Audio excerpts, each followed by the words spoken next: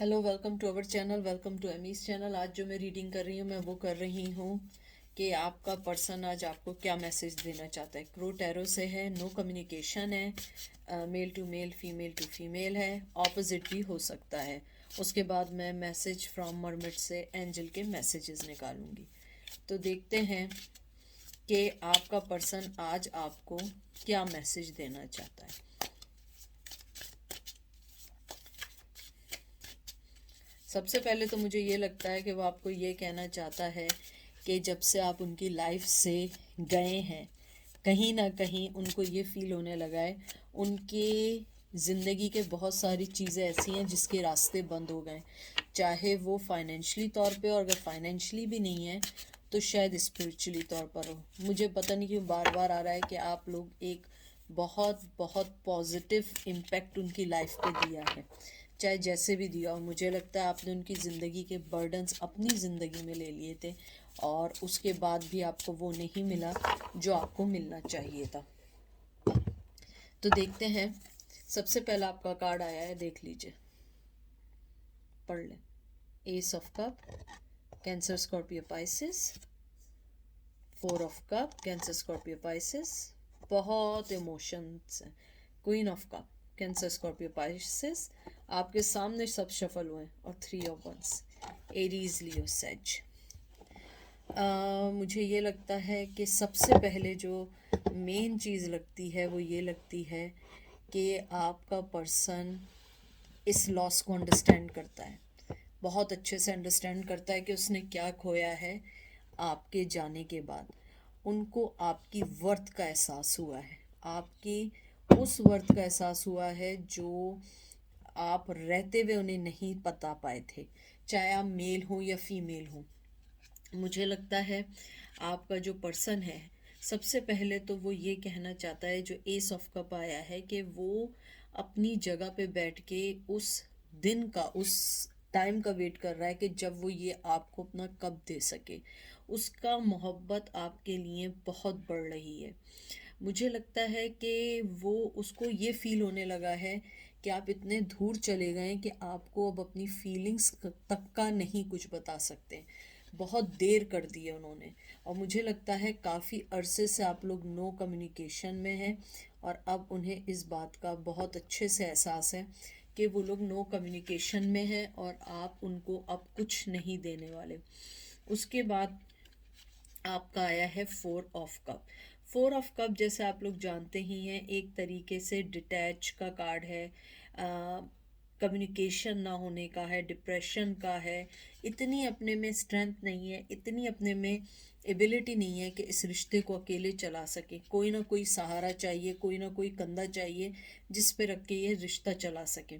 Four of cup जो है, कभी कभी एक इस बात की भी करता है कि आपके पर्सन में हमेशा से एक, कहते हैं ना, आप में और उनमें एक गैप सा रहा है, कम्युनिकेशन का गैप रहा है, कमिटमेंट का गैप रहा है। मुझे लगता है कि आपने अपने आप को सेल्फ, कहते हैं ना, अपने अपनी सेल्फ इस्टीम, सेल्फ रिस्पेक्ट के लिए बहुत सारी चीज़ें की।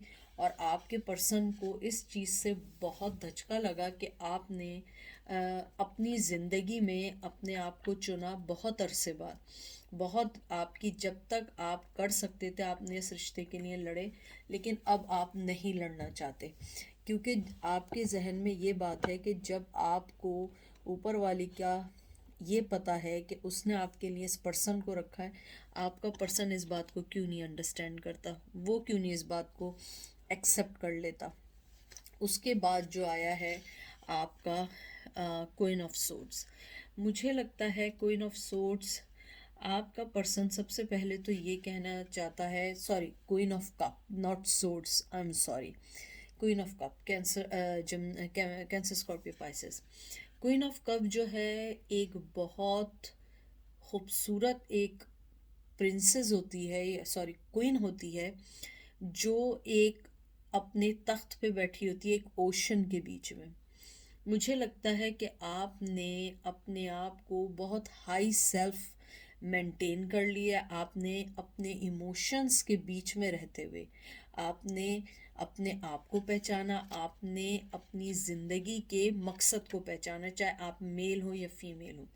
मुझे लगता है कि आपने अपने आप को फाइंड किया उनके जाने के बाद। उनकी उनकी रिजेक्शन से आपको अपनी सेल्फ वर्थ पता लगी कि आप क्या हैं। आपको ये मालूम चला कि लाइफ में आपको हीलिंग की ज़रूरत है, मोहब्बत की भी ज़रूरत है, लेकिन मोहब्बत से ज़्यादा हीलिंग की ज़रूरत है जो आपको नहीं मिल पा रही थी। फिर थ्री ऑफ वंस आया। थ्री ऑफ वंस ये कहता है कि आपने देखना शुरू किया उन चीज़ों को जो चीज़ें आपको डिस्टेंस कर रही थी किसी भी पर्सन से। आप अपने कंफर्ट को छोड़कर उस पर्सन के लिए सब कुछ करना चाहते थे, लेकिन वो पर्सन कुछ नहीं करना चाहता था। आपने अपने ड्रीम्स को फॉलो किया, आपने अपनी लाइफ को फॉलो किया। आपका पर्सन ये कहना चाहता है सबसे पहले कि उसे आपके फेथ पे फेथ है, यानी उसे यकीन है कि आपने अपनी ज़िंदगी में जो भी स्टेप लिया है वो सही लिया होगा, क्योंकि आप कभी गलत फ़ैसला नहीं करते। उनका मैसेज यही है कि जिस तरीके से आपके इमोशंस उनसे जुड़े हुए थे, आपने तब भी अपनी लाइफ को डिसाइड करके आपने उनको टाइम दिया। फिर आपने जब देखा कि आप रिजेक्ट हो रहे हो, आपकी फीलिंग को कोई नहीं समझ रहा है, आपने उसी इमोशंस में रहते हुए अपनी ज़िंदगी के नए रास्ते देखिए, अपने इर्द गिर्द बाउंड्रीज़ की। अब आपने हर चीज़ ऊपर वाले पे छोड़ दी है, क्योंकि जैसे आपका ये जो थ्री ऑफ वंस आया है, ये कार्ड असल में जो है ये है एक तरीके से एक्शन का, एडवेंचर का। मुझे लगता है कहीं ना कहीं आपने अपने आप को इस इंटेंस फीलिंग से निकाल के आपने अपने आप को कहते हैं ना कि इंटेंस फीलिंग से निकाल के आपने अपने बारे में सोचना शुरू किया कि मुझे अपनी ज़िंदगी के बारे में सोचना है, मुझे अपनी ज़िंदगी के फ़ैसलों के बारे में सोचना है। ये देख लें, knight of pentacles, Taurus, Virgo, Capricorn, ace of swords, Gemini, Libra, Aquarius, king of cup. मोहब्बत बहुत है। आपका पर्सन आज आपको ये ज़रूर कहना चाहता है, चाहे कभी कहा हो ना कहा हो, उसका मैसेज ये है कि वो आपसे बहुत मोहब्बत करता है, न्यू स्टार्ट करना चाहता है, आगे आना चाहता है, लेकिन उसके पास एक्शन लेने के लिए अभी नहीं है। बहुत स्लो, बहुत बहुत स्लो है, एक्शन नहीं लेगा, क्योंकि नाइट ऑफ सोर्ड्स जो नाइट्स जो होता है वो एक्शन का कार्ड होता है। मुझे लगता है आपका पर्सन बहुत स्लो है, चाहे वो वैसे ही स्लो हो, लेकिन मुझे लगता है कि वो एक्शन लेने में स्लो है। शायद सोचते बहुत हों, बहुत ज़्यादा, चाहे मेल हो या फीमेल हो, हर लिहाज से सोचते हैं, अपना बाद में सोचते हैं, दूसरों का पहले सोचते हैं। मुझे लगता है आपका जो पर्सन है वो आपको ये कहना चाहता है कि मेरी चाहे लेज़ी या मेरी कावर्डनेस या मेरा स्टबर्न या मेरा कनिंग, मेंटली तौर पे जो कनिंग माइंड है, शायद वो है। अगर वो भी नहीं है तो आपका पर्सन आपको ये कहना चाहता है कि मैं न्यू स्टार्ट भी करना चाहता हूँ, मैं क्लियर भी हूँ, मेरे प्लान्स किसी को नहीं पता हैं, लेकिन मैं ये ज़रूर बताना चाहता हूँ या चाहती हूँ कि मेरी फीलिंग्स तुम्हारे लिए बिल्कुल वैसी हैं जैसे पहले दिन थी। हो सकता है आपको लगा हो कि उनकी फीलिंग्स में कमी आई हो, लेकिन मुझे लगता है उनकी फीलिंग्स आपके लिए दिन ब दिन बढ़ रहे हैं। वो दिन ब दिन आपके बारे में सोच रहे हैं, आपको अपना बेटर हाफ समझते हैं, फैमिली समझते हैं, चाहे मेल हो या फीमेल हो। मुझे लगता है उन्हें आपके लिए क्यूरियोसिटी है कि आप किसी में इन्वॉल्व नहीं हैं। अगर आप इन्वॉल्व भी हो गए हैं तब भी उन्हें लगता है आप उनका पार्टनर है। ये देख लें, एम्परर, एरीज, देख लीजिए, लवर्स। उनकी ज़िद यही है कि आप उनका बेटर हाफ हैं, आप उनका ट्विन फ्लेम है, आप कहीं नहीं जा सकते। जेमिनाई की इधर बहुत स्ट्रॉन्ग है। ये मुझे लगता है आपके पर्सन में ने एक ज़िद सी ठानी हुई है, लेकिन अभी वो उस ज़िद को पूरा नहीं करना चाहते हैं। मुझे लगता है आप उनकी एक तरीके से ज़िद बन गए हैं। आपको हासिल करना उन्हें लगता है कि वो ज़िद बन गई, क्योंकि जो एम्परर है, ये एक फादर लाइक भी होता है, फेयर माइंड भी होता है, विजडम होता है, प्रोटेक्शन होता है। मुझे लगता है आपका पर्सन अब आपको मोहब्बत देना चाहता है, वो अबंडेंस देना चाहता है, नर्चरिंग करना चाहता है, सॉलिड फाउंडेशन बनाना चाहता है। आज उसकी जो आपके लिए मैसेज है वो यही है कि मैं तुम में, यानी कि आप अगर एक चीज़ ये देखें, जो एम्परर है इसके अंदर जो है एक, कहते हैं ना कि पावर है, प्रोटेक्शन है, अथॉरिटी है, स्ट्रेंथ है, करेज है, यू नेम इट, इसमें सब कुछ है, लीडरशिप भी है। वो हर चीज़ आपको देना चाहता है, आगे बढ़ना चाहता है और स्ट्रांगली आपके लिए फैसला करना चाहता है या चाहती है। लेकिन अभी वो राइट टाइम उनके लिए नहीं है। मुझे नहीं पता राइट टाइम क्यों नहीं है, उनकी लाइफ में क्या है, लेकिन मुझे लगता है अभी राइट टाइम नहीं है। फिर लवर्स का कार्ड आया, वो रिलेशन रखना चाहते हैं आपसे किसी भी तौर पे। जेमिनाई की यहाँ पे बहुत स्ट्रांग एनर्जी है। मुझे लगता है कि उन्हें ये फीलिंग्स हैं कि मुझे आपके साथ स्टेप लेना है, आगे बढ़ना है, मुझे फाइट करना है, मुझे बिलीव रखना है कि आप उनकी डेस्टिनी है। लेकिन मुझे ये भी लगता है कि शायद आपने अपने इर्द गिर्द दरवाजे जो खड़े किए हैं या बाउंड्रीज, जैसे आपने क्वीन ऑफ कप की तरह बाउंड्रीज क्रिएट की हुई है, वो चीज़ अब उन्हें आगे नहीं आने देगी। मुझे लगता है आपके पर्सन को इस बात का ज़रूर एहसास है कि उसने जो भी फैसला अपनी ज़िंदगी में लिया बहुत गलत लिया, और उन चीज़ों को नहीं समझा, उन, कहते हैं ना, उन बारीकियों को, उस सेंसिटिविटी को नहीं समझा जो आप दोनों के रिश्ते को जोड़े हुए थी। मुझे लगता है आपका पर्सन, देख लें, आंखें बंद हैं, two of swords, Gemini Libra Aquarius, two of cup, two number बे इंतहा इम्पॉर्टेंट है, कैंसर स्कॉर्पियो पाइसेस। यानी कि मैं क्या कहूँ, मुझे लगता है जो सबसे स्ट्रॉन्ग चीज़ है कि सबसे पहले तो आपका टू ऑफ सोर्ड्स आया है। टू ऑफ सोर्ड्स जो है, मुझे लगता है कि आप लोग एक तरीके से कहते हैं ना कि उनकी आंखें बंद हैं, उन्होंने अपनी आंखें बंद की हुई थी और अभी भी की हुई है। वो देख नहीं सकते हैं कि इस रिश्ते में वो क्या खो रहे हैं, लेकिन उनको ये भी पता है कि वो इस रिश्ते में बन चुके हैं, वो स्टक हैं। उनको वो फुली सच्चाई नहीं दिख रही है जो दिखनी चाहिए। वो दो कश्ती के सवार हैं, शायद आपके साथ, किसी और के साथ, इसीलिए वो आपके लिए अवेलेबल नहीं है। इसीलिए वो कोई डिफ़िकल्टीज़ को फेस नहीं करना चाहते या चाहती, क्योंकि ऑलरेडी बहुत डिफ़िकल्टीज़ हैं। मुझे ये भी लगता है कि उनके पास मोर देन ओ, यानी कहते हैं बहुत सारा बर्डन है उनकी लाइफ में जिसको वो अभी फेस नहीं करना चाहते। उसके बाद टू ऑफ कप, यानी कि इससे अच्छा कोई कार्ड नहीं है। एक तो लवर्स आया, फिर टू ऑफ कप्स आया, कि ये एक न्यू रोमांटिक रिलेशन की तरफ इशारा है। ज़रूरी नहीं है कि न्यू लव ही आए, कभी कभी आपका पुराना लव होता है लेकिन वो अपने आप को ट्रांसफॉर्मेशन के बाद आता है। मुझे लगता है आपका पर्सन आपके पास अब जो आएगा बहुत चेंज होके आएगा, ऑफ़र भी दे सकता है, बैलेंसिंग भी कर सकता है, लेकिन अभी कोई टाइम लिमिट नहीं है। और मैं एक और बात बता दूं कि आपका और उनका रिश्ता जो है वो एक डेस्टिन रिश्ता है। ये ऐसा रिश्ता नहीं है कि एक पल भर में ख़त्म हो जाए। हाँ, हुआ ज़रूर होगा, लेकिन मुझे नहीं लगता कि ये ख़त्म होना चाहिए, क्योंकि मुझे लगता है ये रिश्ता बढ़ता ही जा रहा है और शायद आप लोगों को पता ना हो। और मुझे ये भी लगता है आपका पर्सन आपको बहुत बहुत एडमायर भी करते हैं इस चीज़ के लिए कि आपने उनका बहुत इंतज़ार किया। मुझे लगता है आपने अपनी ज़िंदगी में बहुत इंतज़ार किया है, बहुत सोचा है, बहुत दफ़ा चाहा है इस रिश्ते से निकल जाएं, लेकिन आपने कभी भी उनको डिच नहीं किया, आपने कभी झूठ नहीं बोला, कभी जो कर सकते थे आपने इस रिश्ते के लिए बहुत कुछ किया है। आपने इस रिश्ते को बचाने के लिए बहुत कुछ किया, लेकिन आपको वो सब कुछ नहीं मिला जो मिलना चाहिए था।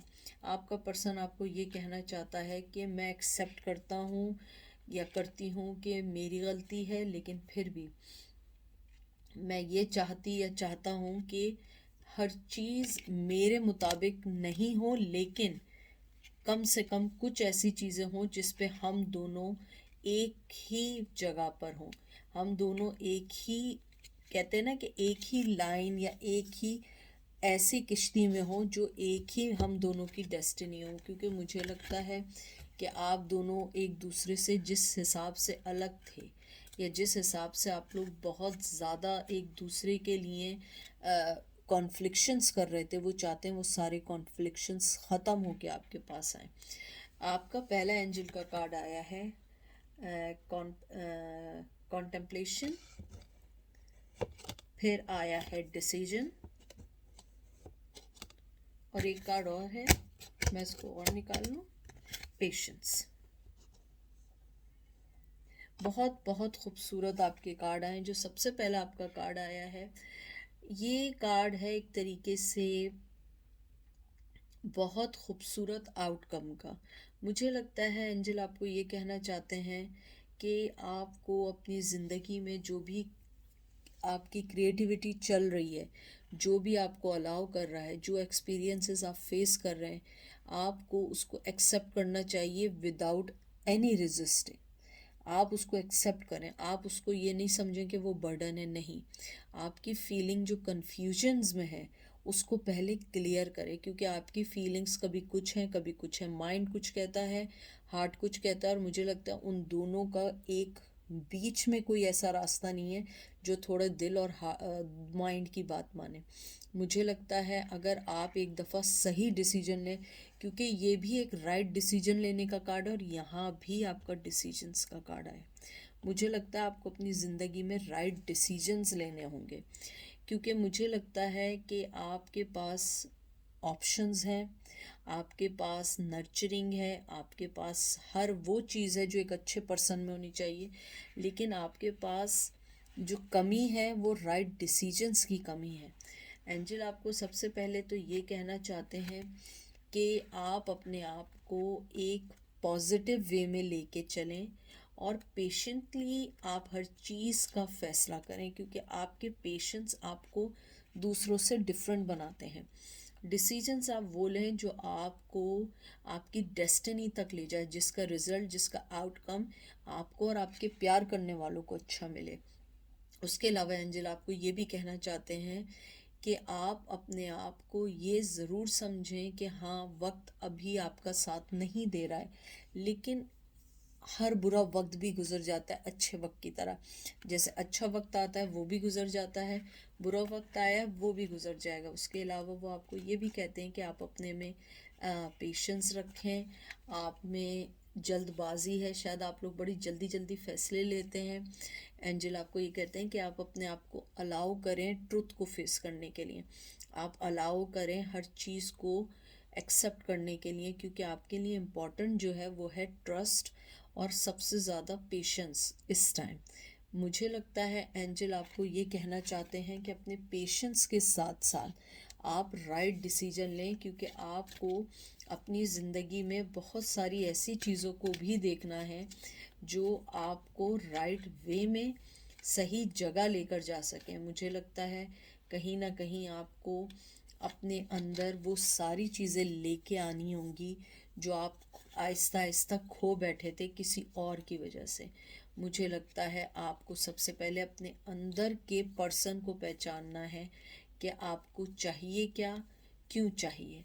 मेरी हमेशा रीडिंग में मैं एंड में यही कहती हूँ कि आपको अगर वो पर्सन या वो जो चीज़ या जो भी चाहिए वो क्यों चाहिए, आखिर उसके आने से आपकी लाइफ में क्या पॉजिटिव चेंज आएंगे, आपकी लाइफ में क्या ऐसा चेंज आएगा कि आपको क्यों चाहिए।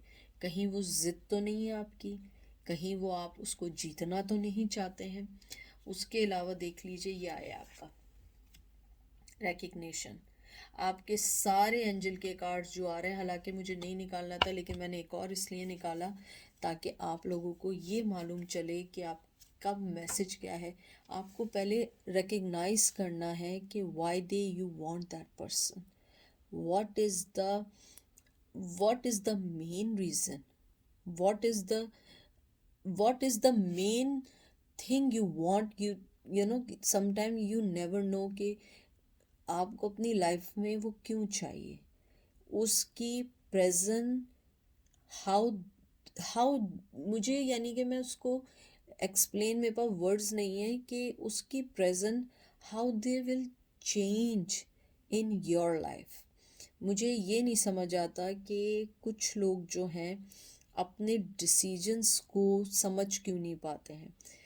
अगर मेरे आप रेगुलर व्यूवर्स हैं, प्लीज़ अपने आप को ये सोचें कि मुझे उस पर्सन की प्रेजेंस कैसे चेंज कर देगी, क्या मुझे पॉजिटिविटी में करेगी या नेगेटिविटी में करेगी।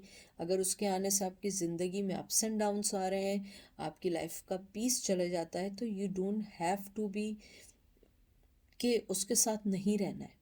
यू डोंट हैव टू, क्योंकि किसी का होना अगर वो दूर है, आपकी लाइफ में पीस है, तो I think you have to choose this.